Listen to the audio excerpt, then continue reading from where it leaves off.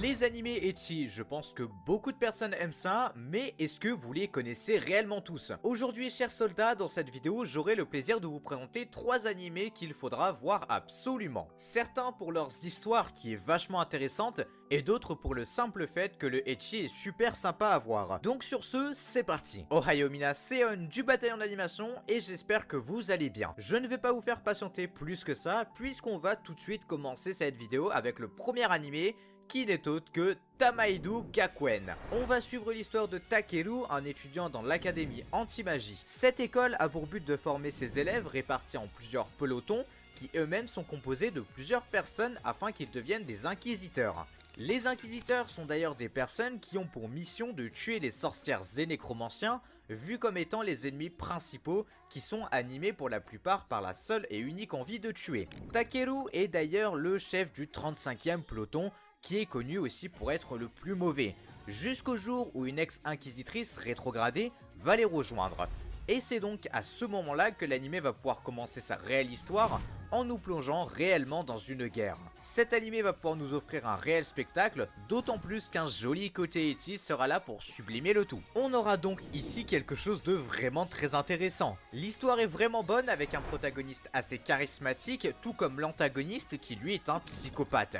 Et c'est en effet ce qui m'a fait aimer Tamaido Gakuen. On entre hyper vite dans l'intrigue et on s'accroche aussi vite aux personnages qui sont tous aussi intéressants les uns que les autres, la plupart ayant une backstory très bien développée et surtout bien amenée. Le côté ecchi maintenant est très agréable à voir, puisqu'on va pas se mentir, un animé d'action comme celui-ci a beaucoup d'opportunités pour nous combler à ce niveau-là. Sinon, pour l'ambiance générale, je ne vais pas me répéter, je pense que vous l'aurez compris, l'anime est vraiment bon même s'il a subi beaucoup de préjugés. L'animation des scènes de fight est vraiment pas mal je trouve, et les OST sont pour moi une pépite puisqu'ils sont littéralement juste insane. Pour l'OP et l'ending, on n'est pas sur une pépite, mais ils sont largement écoutables tout comme regardables. Et si jamais l'anime a 12 épisodes de 24 minutes chacun.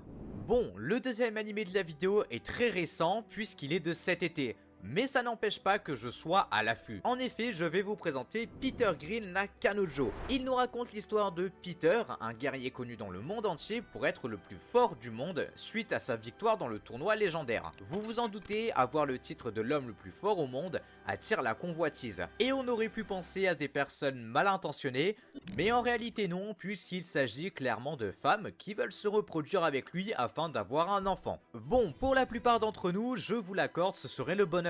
Mais pas pour Peter, étant donné qu'il est amoureux de Louvelia, la fille du maître de guilde avec qui il est déjà fiancé d'ailleurs. Enfin bref, vous l'aurez compris, l'aventure qui va débuter pour Peter va être très compliquée, étant donné que je ne vous ai pas tout dit. Certes, pour Peter cette situation n'est vraiment pas bonne, mais il a aussi un énorme problème. Outre le fait qu'il soit l'homme le plus fort du monde, il y a un domaine dans lequel il n'est pas du tout bon, qui est résister à l'avance de ses femmes. Et donc voilà pour le résumé de l'histoire. Au niveau de l'ambiance générale, je vais pas vous mentir, l'anime ne m'a pas plus plu que ça, mais si je dois être honnête avec vous, l'ambiance est très réussie et le côté ecchi qui va avec aussi puisque l'anime est principalement basé sur ça. Pour le chara design, on est sur un ecchi pur et dur, donc il n'y a pas de folie, et pour les OST, ils sont assez agréables. L'OP et l'ending, je pense que vous vous en doutez, je n'ai pas du tout aimé. Et cet anime est disponible avec 12 épisodes qui ont la particularité de faire 12 minutes chacun. Le dernier animé de cette vidéo, chers soldats, n'est autre que Keijo. Dans cet animé, nous allons pouvoir suivre l'histoire de Nozomi, une jeune lycéenne qui a pour rêve de devenir coureuse de Keijo professionnelle, dans l'unique but de gagner le plus d'argent possible afin d'aider sa famille. Mais vous vous demandez sûrement qu'est-ce que le Keijo? Eh bien croyez-moi, je n'y ai pas cru au début non plus, mais il s'agit bel et bien d'un sport mondialement reconnu et aimé de tous, où le but sera tout simplement de se battre en duel afin d'éjecter nos adversaires d'une plateforme pour qu'elle tombe dans l'eau. Et il y a une particularité à tout ça. En effet, seule l'utilisation des fesses ou des seins est autorisée pour ce sport, assez particulier vous me direz. Et je pense que vous avez bel et bien compris qu'on se trouve dans un vrai ecchi avec Keijo. On va donc suivre l'aventure de Nozomi dans une école spécialisée à la formation dans ce sport, et toute cette aventure sera semée d'embûches. Voilà pour le résumé de l'histoire. J'ai, chers amis, pas mal de choses à dire sur cet animé. Premièrement, il est vraiment bien fait.